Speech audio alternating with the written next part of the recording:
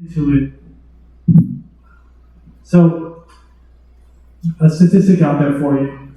According to the National Institute of Mental Health, over 50 million people are suffering from a mental illness or living with a mental illness. Now, I'm in that statistic as well. So, kind of flash backwards the story. I was diagnosed with bipolar disorder at the age of 19. Now, how this has impacted my life has been a transformative experience. I've had to learn how to re-accept different modalities of way of living life and learning how to really keep my mental health in check. And that's something that I think is being mindful of and recognizing that over 50 million people in America alone are struggling with these types of serious conditions and serious problems and how they're approaching their mindset, how they're approaching their mental health. And I'm here because I want to be able to be an inspiration and a motivation for people who have, are going through mental health struggles alone, feel like they're alone, and knowing that they are not alone, that they can change themselves for the better. So therefore, I titled this speech, Embracing Your Mental Health, Be Free Like You Were Born to Be, because I wanted to really give you guys more awareness around mental health and recognizing that you can be successful and make a comeback to success when you've been faced with mental health struggles or challenges in your life. Now, I've also listed 5 different components that will help outline our conversation tonight. And that is going to be focused around step 1, develop self-awareness. Step 2, confide in someone you trust. Step 3, take charge of your life. Step 4, accept change. And step 5, be patient for changes to come to creation in your life. These are all vital components. So let's start with step 1, develop self-awareness. Self-awareness, I'm going to talk about my journey of moving from Bellingham, Washington to Seattle, Washington, and then moving to Southern California and how that really had a transformative impact in my life. Now, when you move into a new environment, a new city or new state, it's something that is transformative because you're forced to be able to learn how to develop self-awareness because you're in a different environment. You're around different people and you're around, you have to really find ways to reconnect with yourself and with the situation that's involved around you. So by that being said, I've had to go through these challenges, which I set myself up for success in the best that I was able to by moving out of Bellingham and starting to be more independent as I continue to progress and grow simultaneously my business come back to success and helping inspiring other people with mental health challenges and mental health struggles with their life. So this is important because I'm going to outline a couple of components that are based upon what did this look like beforehand. So beforehand, I was lost in trying to finish school and not applying myself, constantly isolating myself and not recognizing what was a healthy thing to do. And then also recognizing that at the core, we need to be around people in our lives. Show of hands who has been able to achieve some type of goal that has been able to help you change your mindset for the better. Anybody? Yes? Okay, great. So being able to change your mindset for the better and recognizing that you can become a more diverse and a more successful individual is focus on the changes and the challenges that are prevalent in your life. Now, after I learned self-awareness, I learned that by multiplying yourself and applying yourself to different aspects of life and finding the changes that are inevitable to create, to build, that's possible within your life, to create a positive transformation effect, it takes a lot of effort in applying yourself to different situations in life that will help you become a more well-rounded and a more successful individual.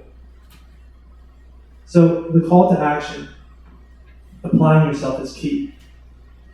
What does self-esteem mean for you? Think about that for a moment. And then think about your definition. My definition of self-esteem that I wanted to introduce to you guys and share is really how when you have a strong self-esteem, it helps carry you beyond waves of trouble that are coming your way, whether it be with your mental health or your challenges that you're struggling with related to your mental health, or even just circumstances in your life. So recognizing that you have a strong self-esteem, it's like you have a strong backbone for yourself, a strong backbone for your life, and recognizing that you can make changes for yourself to help empower yourself and inspire other people around you. If you really recognize that you can make changes for yourself and inspire the people around you, then you're doing something right, and it's noteworthy to continue to stay focused on what's going to help you make changes for the better. Getting involved with others getting involved with others in different organizations is another great way of approaching self-awareness and helping yourself change the trajectory of your life. Inspiring yourself, being positive with yourself, and giving yourself space and time to reflect on your journey thus far. Because it can get hectic, it can get really chaotic and really overwhelming on how we approach ourselves. And so being able to relax and recognize that self-awareness is something that can help you recreate your future, recreate yourself. Step 2, confide in someone you trust. So this is an important part because I'm going to take you back to like 2016 when I was still just post-study abroad trip in Barcelona, Spain, and I returned back home to Whatcom County to live with my parents and everything, and I felt lost. I felt confused and unsure about what my future was holding in life, and so therefore I found, my family offered me opportunities to seek a therapist, and I was just the type of person that didn't want to confide with somebody that I trusted, somebody like a therapist, because I thought I knew it all. I thought I had it all figured out, and I thought I had what it takes to really make changes in myself, to grow and inspire myself. But the key is, having somebody in your corner, in your own lane, to help give you that transformative effect and impact in your life. That's what we need in our lives. And if we don't end up helping ourselves by asking for the right people to help us and give us guidance, then we're only hurting ourselves. And that's kind of what the gist of what happened with me, because it wasn't long after that I was in a deep depression and anxiety, and then I ended up going through a manic episode, which is what it was called, because I was diagnosed with a condition called bipolar disorder. And so that's something that has had a tremendous impact on my life. What did this look like before I found my trustworthy advisors? Before I was able to recognize that confiding with somebody that you can trust being open and honest with some of the things that can help you change. So that is, I was isolating and didn't open up my feelings. And our culture and my upbringing taught me to hide my emotions and feelings, and I wasn't accepting the help that life was presenting to me. And because of that, I limited my ability to work on my recovery, work on the things that really mattered to me, and the things that helped me focus on working on my recovery in general, and getting back to a strong, stable mental health state of mind. What I learned after. So after I was in the hospital, in the halfway house, and the mental health treatment program, a whole litany of different aspects and experiences that were trials and tribulations and just struggle-oriented. A lot of people can relate to that, and some people maybe you can't relate to that. But I can tell you right now that by recognizing that you've had different trials and tribulations, and some of the things that have impacted your mental health, it's part of your journey, it's part of your story, and embracing that and being a positive attitude and having a positive mindset to change your trajectory of your life is going to help progress you and help you propel into the next version of yourself. Call to action.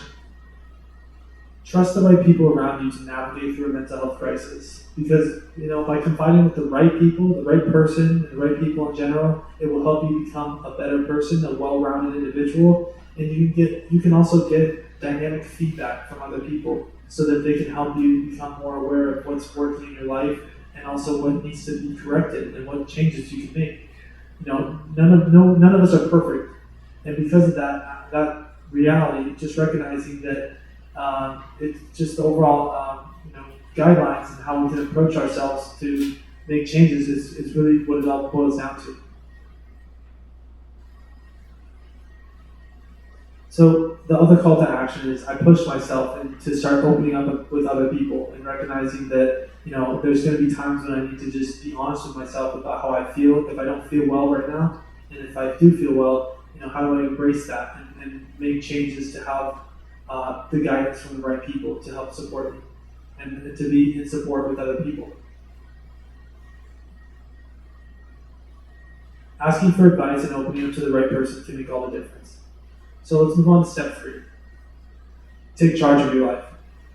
So take charge of your life. I'm going to talk about an experience from 2020 when I was living in Seattle, Washington, and I was simultaneously growing a small business, writing a book, and also just working a 9-to-5 job and just working different jobs in Seattle that were transformative.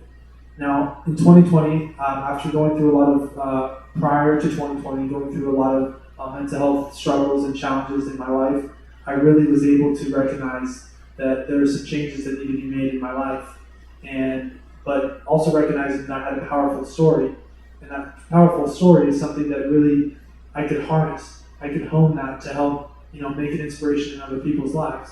So I went back to Bellingham from living in Seattle, and I visited with an adjunct professor from Western Washington University by the name of A.R. Mann, and we discussed about how to grow a business off of inspiring other people and sharing my story.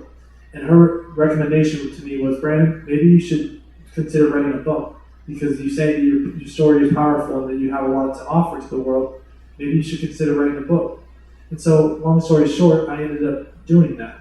And I ended up writing a book, and I ended up starting to build off of opportunities to do speaking engagements to help do talks on mental health. This was a very challenging way of living life, because it's like being an entrepreneur and being your own boss is a really hard way of to start out with if you don't have the right connections, if you don't have the right development. And so I'm bringing this up because we're talking about taking charge of your life here, folks. And so when you take charge of your life, it's like you're recognizing that your struggles are existing here in life, but if you can make changes to improve yourself and recognize that you can be free and not have to worry about like 100% of the time all your mental health struggles and challenges, like just having a good day, just waking up out of bed and feeling happy and content with yourself, that's a blessing. That's something to be so positive about. And so that's the mindset that I'm trying to really instill into myself, as well as inspiring other people when I'm on this stage to talk about different conversations around mental health, around taking charge of your life. Now, essentially, it's like I turned my lemons into lemonade when I had this conversation with A.R. Mann, and we discussed, the bottom line is being able to inspire people takes time and effort and a lot of sacrifice. And if I can be on stage and talking to you guys right now about this mental health, journey that I've been on in my life, then so can you. So that's taking charge of your life. That's the storyline. Now, what did this look like beforehand? Before I was taking charge of my life. So I was not being accountable for myself, and I was not recognizing that I needed to make changes in myself for the better. I would not accept the hard truth and reality of what it means to be a successful individual because of wisdom that needed to be built through time and effort. And then also, I was not taking my mental health seriously. In general, just like I told you earlier, like going through some of the trials and tribulations, I could have handled it in a different way, but instead I focused on other aspects of my life that weren't producing success, that weren't producing results. And essentially, it's good to be results driven and tangible results oriented to help guide your life and journey in building your overall success. But by recognizing that some of us have challenges with our mental health, with a condition that creeps into our lives out of nowhere, it's like, how do we approach that? And so, in a nutshell, like taking charge of your life with that is going to be so helpful for that overall change. What did this look like after? After I learned that the accountability is key to having success. So the bottom line is here, folks, accountability changes the game set in your life. This is because of the fact that when you're accountable for yourself, you're making changes and you're allowing yourself to be bold, and you're allowing yourself to be taking full responsibility of your actions, responsibility of your life, and recognizing that the things that are bothering you, that you can make changes for, because you have the power to do that, because you are an individual person. And you don't have to ask other people for help for the majority of the things in life, unless we just asking for advice. But the majority of the time, our own problems, we can solve them by ourselves. But it's just being mindful about how we approach them and recognizing that the changes are necessary, and it requires a lot of effort and sacrifice, and also a lot of understanding of yourself, which is why I mentioned self-awareness. So the call to action: be accountable for yourself. When you're accountable for yourself, you're going to be more successful because you're going to be taking charge of your life and recognizing that you're in the driver's seat of your life. Taking charge of your life means taking full responsibility for your life. And after it's completed, you can really elevate the way you approach living life, and you do it because you're not blaming others for your troubles or your problems. Instead, you're recognizing, you ask yourself, how can this work out? How do I make this work possible? How do I make changes in my life that will help inspire me to become the best version of myself and be a happier and healthier individual? So I'm going to talk about the care plan, because the care plan is when I was going to the Skyline Trail in Atlanta, Georgia as a client, I learned about the self-care plan. And what the self-care plan does is this helps you more take charge of your life by recognizing a blueprint in life that you can create that helps you build off of more success, because it helps guide you on asking you questions like, who do I go with? Who do I confide with if I need somebody to talk to? Or if I'm having some mental health challenges, what hospital do I go to? Or what exercises should I do right now? Or what type of therapy is helpful for me? Because there's multiple things that are helpful for people in their life, and how they approach that is an individual journey.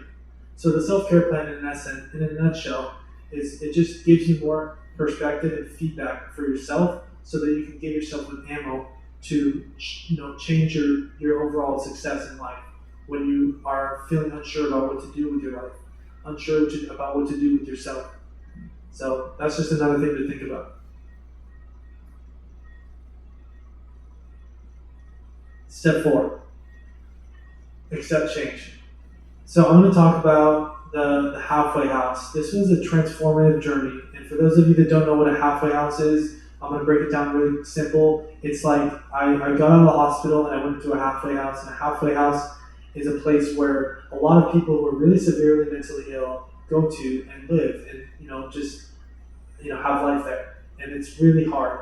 I'm bringing that up because it was a testing experience for me in terms of how I was able to navigate through that. The transition period from the hospital to the halfway house, and how I was able to stay on top of my goals and dreams and recognize that I can make changes for myself for the better. I'm bringing this up because the topic point for this step is accept change. I've had to accept change in myself and recognize that there's things that are involved in my life that have been impacted by my story. And so by accepting change, we're accepting our reality, and we're accepting that the things that are out of our control, we don't need to worry about them. But the things that are in our control, we can do that. We can control what we can control. And so with the halfway house in general, I'm just talking about this as a transformative experience, because I started to learn to believe in myself when I was in the halfway house. I started to find the direction to really make changes for myself, and changing the overall trajectory of my life that could inspire myself and inspire people around me, because of the fact that even though my circumstances were so in a really dark place, in a really low place, and it felt like there was not a lot of hope, even though that was the kind of the reality, there was still ability to make changes, and accepting that I don't want to be a victim of my circumstances. And so that's kind of the mindset that I was continuing to adopt with myself. Some of the things that, while I was in the halfway house, observing different people and how they live their life and being reflective on, and how having more empathy to help other people who've had mental health challenges is something that I learned about, and how to grow. So before I accepted change, though, I was imbalanced and always trying to get things to go my way. I was pushing situations in life that were not getting me anywhere in life. And so by not, being in control of myself and recognizing that there's things that needed to be changed in my life, I would limit myself to be successful. I was constantly trying to get to be the better person and win when there was no direction in mind. and wasting my energy in the wrong direction and sometimes to the wrong people. So some of the things that I accepted after accepting change, I realized that I could make changes to benefit my life that would inspire me to discover other parts about myself. And I noticed that I had so much potential power to change my trajectory of life. My success came from my ability to commit myself to one lane and stick to it. So when you accept change and you stick to your own lane, there's no other pressure. There's nobody else getting in your way because you're just recognizing that this is where you're at, and you're the one that's taking the steps one step at a time to get to the point to where you want to go. And when you're more relevant and relying on yourself, you can be more, through self-awareness again, you can have more ability to make changes for yourself. And your overall mental health, it comes from yourself to make changes. It comes from yourself to recognize if there's a problem or if there's not a problem. If things need to be corrected or managed or changed a little bit here and there. And how you approach that is up to you. And working with your team. Which is why I stress at the point of confiding in someone you trust.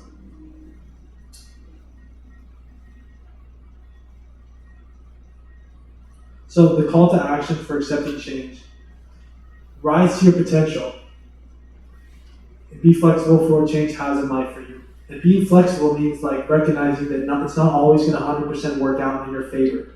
But by being persistent and consistent with your time and effort and energy, you can make changes and build off of that. That's going to, in turn, build your success. Give you more direction and give you more purpose in a direction that's going to help you stay focused and engaged in your life. And then also change inspires other people around you. So focus on yourself, and other people will start to recognize the changes that you're making in your life. The ability to, improve yourself and recognize that you're making changes and you're doing the best that you can on a daily basis, and how you approach that is going to be 100%, impactful. Also, some ways to accept change. Pause. Embrace the present moment. When we have the present moment is all we have. And so when you pause and embrace the present moment, you can really recognize how you're feeling. You can really channel into your emotions and just being present with yourself and where you're at. If you feel stressed out, just taking a pause and taking a break with yourself and recognizing that your feelings are important. Your feelings matter, and your emotions matter too. And they deserve to be heard and understood, especially by you. Give thanks. Give yourself the patience to embrace what the reality is in your life. And reality checks are vital for restabilization and recalibrating your brain. So a reality check, what that is you're giving yourself a moment to say pause. This is what's working in my life. This is what's not working in my life. And this is how, I might be upset because that person, drove really recklessly next to my car or whatever. And if you just give yourself a reality check, you're like, okay, I'm upset because of this person, not because of my life or because of my certain situation and circumstances. And recognizing that by giving yourself reality checks, those are things that will help you, give you reminders that some things are out of your control, but a lot of things that you still can control in your life. And lastly, step 5. Be patient for changes to come. I'm talking about when I talk about being patient for changes to come, I'm referencing from my experiences of when I was living in Long Beach, California. My first ever speaking engagement was at Thunder Studios, and 3 people showed up. It was a 20-minute talk, and after that, I didn't get a lot of opportunities until after time and through time in general. And so my point is, I'm bringing this up because when you're patient, you are recognizing that you're committed to your goals and dreams, but you're also recognizing that it's going to take longer than you think. And that's kind of the bottom line with me in my business, my small business, Comeback to Success, the overall goals that I've committed myself to achieving. And the reality is, it hasn't been to the point yet, but I've been able to, create success through my persistence, through my commitment to myself and to my brand. And so these are the types of components that if you infuse that into your own lifestyle and recognizing that a mental health recovery, a mental health journey takes patience, it's one of the main ingredients in life. When you have the right patience and the right mindset that's working in tandem together, you can really change your overall goals and boost your success and boost your morale for your happiness, for your overall growth. And so I'm talking about my own perspective from my mental health journey and how I was able to work on myself and being vulnerable with other people more about myself and how I approached my life is something that really was helpful for me in my opportunities to talk more about what I've gone through and being able to talk with people on stage and off the stage about my experiences in life and how they've shaped me as a person, and being honest with myself about that even though I want to be a really successful person and I'm a really highly ambitious person, I also need to make sure that I'm grounded and that I have the right people in my life and that are giving me support and guiding me, and people that I can support as well.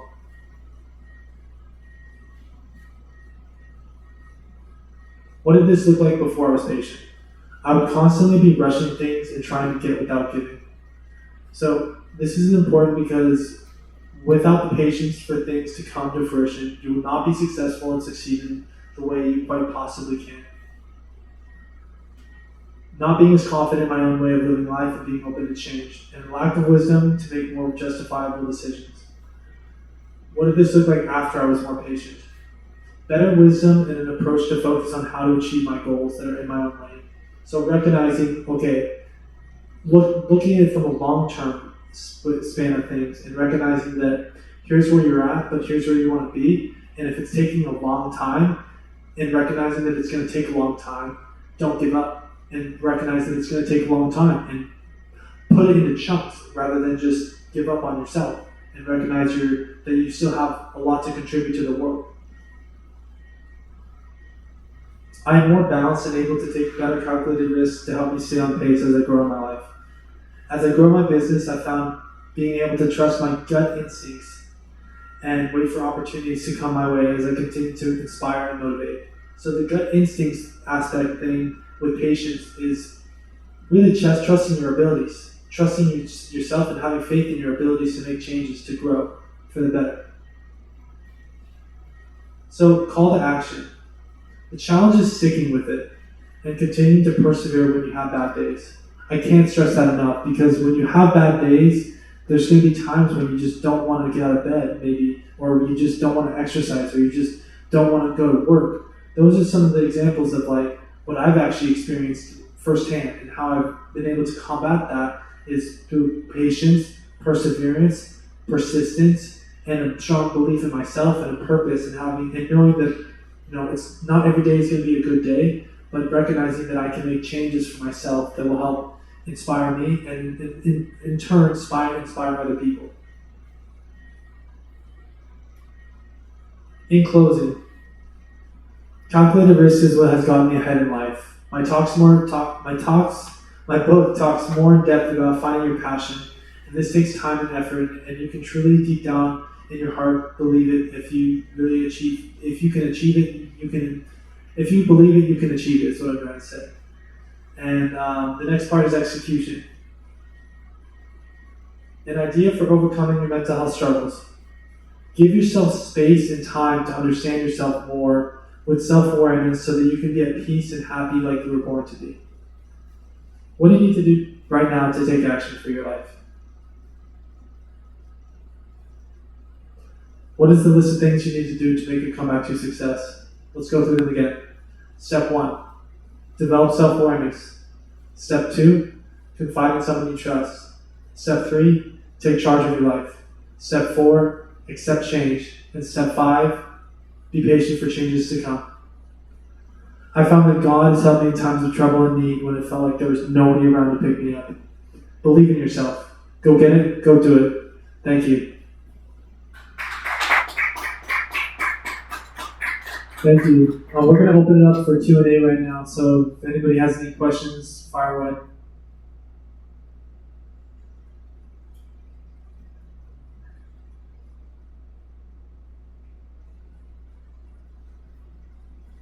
Yes, You might have said this, but I was wondering from about what age were you when you decided kind of in your heart to be on the track you are now with presenting and being motivational or anything like that?